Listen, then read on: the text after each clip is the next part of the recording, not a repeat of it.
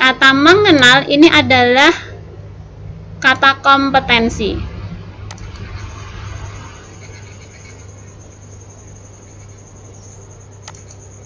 Itu adalah kumpulan dari beberapa TP dari setiap elemen, kemudian kita susun menjadi satu, kita kasih nomor secara urut. Itulah ATP.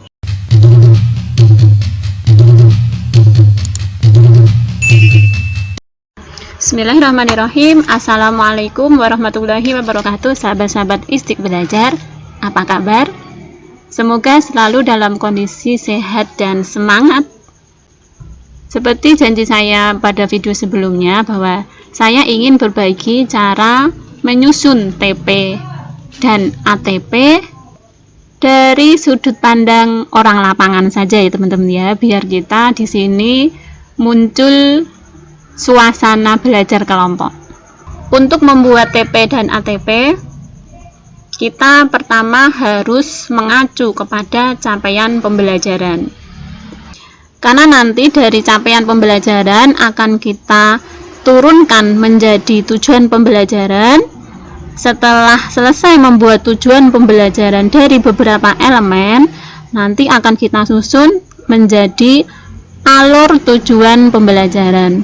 Logikanya teman-teman, ibaratnya ini ya teman-teman, kalau kita mau makan buah mangga yang besar, kan nggak mungkin kita makan sekaligus sekali suapan. Nah, mangga itu harus dipotong kecil-kecil dulu. Kita makan satu. Nah, kalau kita makan dari beberapa potongan buah mangga, itu sebenarnya sama dengan kita makan satu buah mangga secara utuh. Itulah gambaran antara capaian pembelajaran, tujuan pembelajaran, dan alur tujuan pembelajaran. Jadi kalau kita pikir sederhana, sebenarnya gampang teman-temannya. Nah, langsung saja bagaimana caranya? Di sini saya sudah menyiapkan file capaian pembelajaran yang ditetapkan oleh Kementerian Pendidikan, Kebudayaan, Riset, dan Teknologi. Dan di sini saya juga sudah menyediakan satu slide. Saya pilih pakai Excel karena nanti kita lebih gampang mengatur kolomnya. Masih kosong, nomor, fase, elemen, capaian pembelajaran, tujuan pembelajaran, jumlah jam, dan ATP. Nah, nanti ini akan kita isi bersama-sama. Dari mana kita mengisinya? Dari file ini. Nah, karena saya guru agama, di sini saya ingin mencontohkan bagaimana membuat TP dan ATP untuk mata pelajaran pendidikan agama Islam dan budi pekerti. Yang dari lampiran ini, pendidikan agama Islam dan budi pekerti itu ada di bawah, di halaman. Nah, ini capaian pembelajaran mata pelajaran pendidikan agama Islam dan budi pekerti ada di halaman 46. Yang biasanya kalau di kurikulum sebelumnya, mapel PAI itu biasanya ada di urutan pertama. Tapi untuk di kurikulum Merdeka ini ada di nomor 3 setelah pendidikan bahasa Indonesia dan Pancasila. Nggak apa-apa. Nah, di capaian ini sudah disusun per fase. Perlu teman-teman ketahui bahwa di setiap mata pelajaran itu sudah disusun berdasarkan elemen tiap masing-masing mapel. Kalau di PAI itu ada elemen Al-Quran Hadis, akidah, akhlak, fikih, dan sejarah peradaban Islam. Kalau di bahasa Indonesia itu ya ada elemen membaca, menyimak, dan sebagainya. Demikian halnya di mata pelajaran yang lainnya. Nah, capaian pembelajaran tiap elemen ini akan kita copy di slide yang sudah saya siapkan.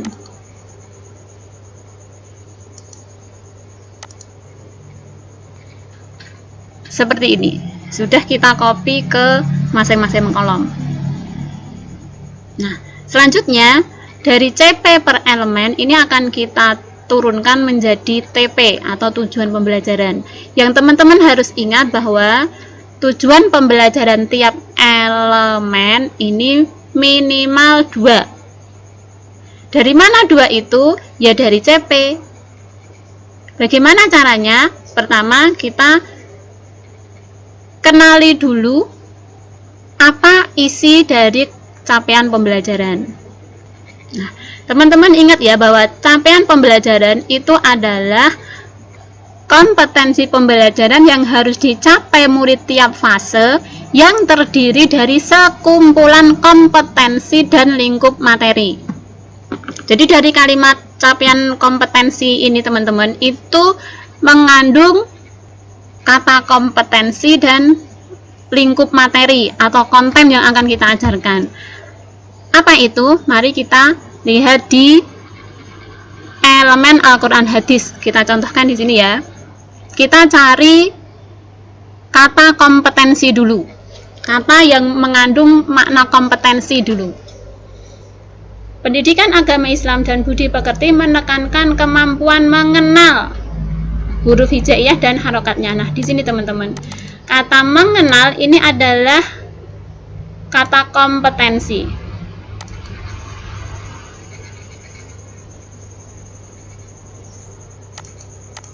Ya, kita cari lagi. Dan kemampuan membaca surah-surah pendek Al-Quran dengan baik. Nah, di sini membaca ini adalah kompetensi. Nah, di sini itu sudah ada 2 kompetensi teman-teman. Nah, sedangkan kontennya apa? Ruang lingkup materinya apa? Ya di sini. Huruf hijaiyah dan harokatnya huruf hijaiyah bersambung. Nah, ini adalah kontennya atau ruang lingkup materi yang akan kita ajarkan. Nah, kemudian surah-surah pendek Al-Quran ini adalah ruang lingkup materinya. Nah, jadi dari elemen Al-Quran Hadis saja teman-teman, di sini sudah muncul 2 kompetensi yang bisa kita masukkan di tujuan pembelajaran. Tinggal kita tulis saja di sini. Tujuan pembelajaran itu hanya kata-kata kompetensi sama ruang lingkup saja teman-teman ya. Kita tulis di sini, mengenal huruf hijaiyah dan harokatnya ini menjadi tujuan pembelajaran yang pertama.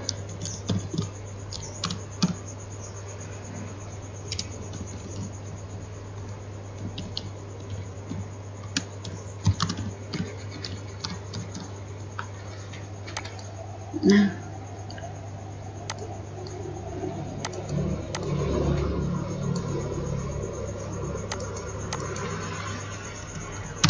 yang kedua, membaca surah-surah pendek Al-Quran.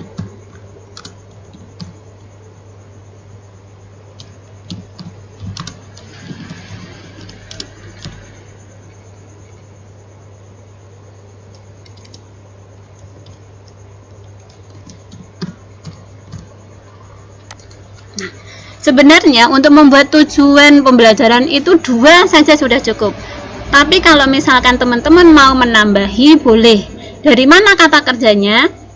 Teman-teman bisa membreakdown lagi ini kompetensi mengenal. Mengenal itu bisa berwujud apa saja. Misalkan kita tambah nomor 3 ya. Mengenal itu misalkan bisa membaca huruf hijaiyah. Nah, kita tulis di sini membaca huruf hijaiyah dan harokatnya.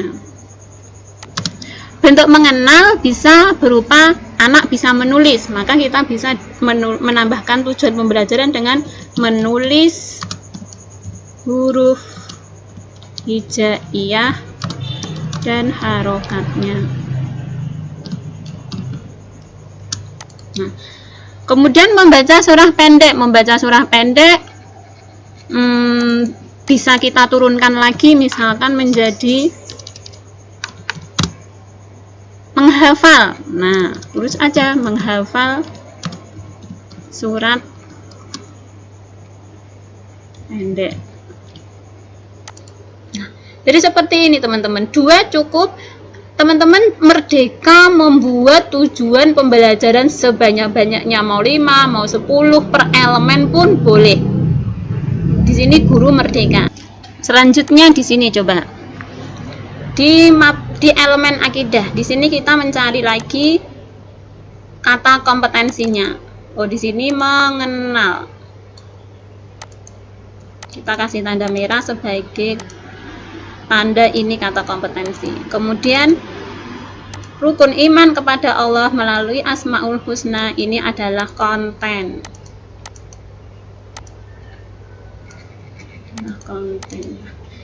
Selanjutnya masih dengan cara yang sama, teman-teman bisa membuatnya menjadi tujuan pembelajaran. Mengenal rukun iman kepada Allah melalui nama-nama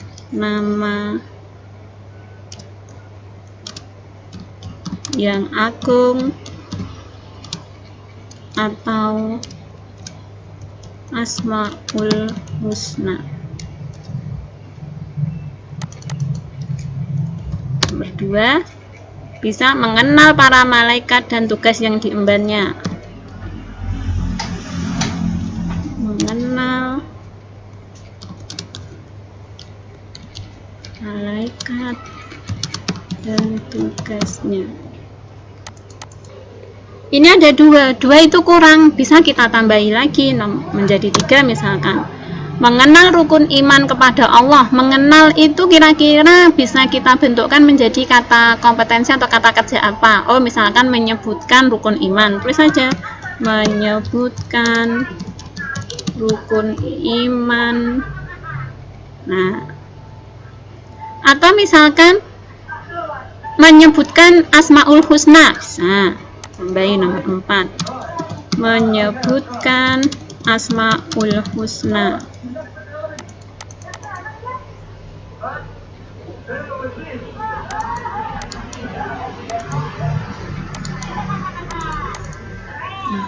Misalnya mau kita tambah lagi, mengenal para malaikat, ini maksudnya apa? Misalkan kita tambahi lagi, menyebutkan nama-nama malaikat.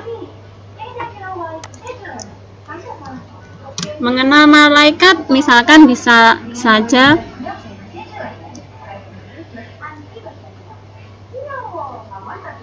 mengurutkan nama malaikat dan dengan tugasnya. Nah, seperti ini teman-teman. Lalu lakukan hal yang sama untuk elemen akhlak, fikih, sama beradaban dengan cara yang sama seperti di atas. Kalau misalkan ini sudah diisi semua, nah, misalkan di sini itu sudah kita isi semua, nah, baru kita copy, kita masukkan ke ATP. Ini contoh ya. Nah, kita copy di sini, kita gabungkan menjadi 1.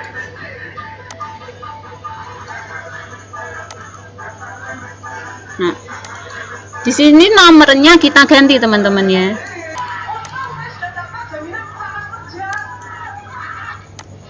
Ini 9.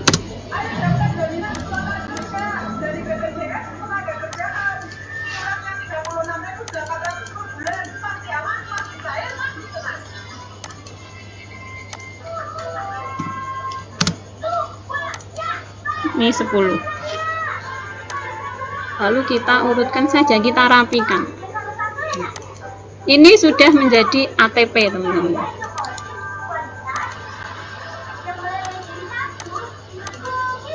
Nah, kalau ini sudah urut dari 1 sampai selesai, maka ini sudah menjadi ATP. Nah, sebenarnya ATP itu adalah kumpulan dari beberapa TP dari setiap elemen, kemudian kita susun menjadi 1, kita kasih nomor secara urut. Itulah ATP. Jadi gampang ya teman-teman ya sebenarnya.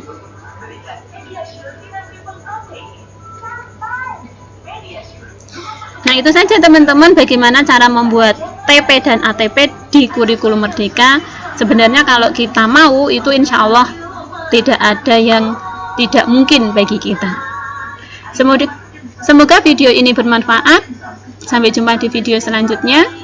Wassalamualaikum warahmatullahi wabarakatuh.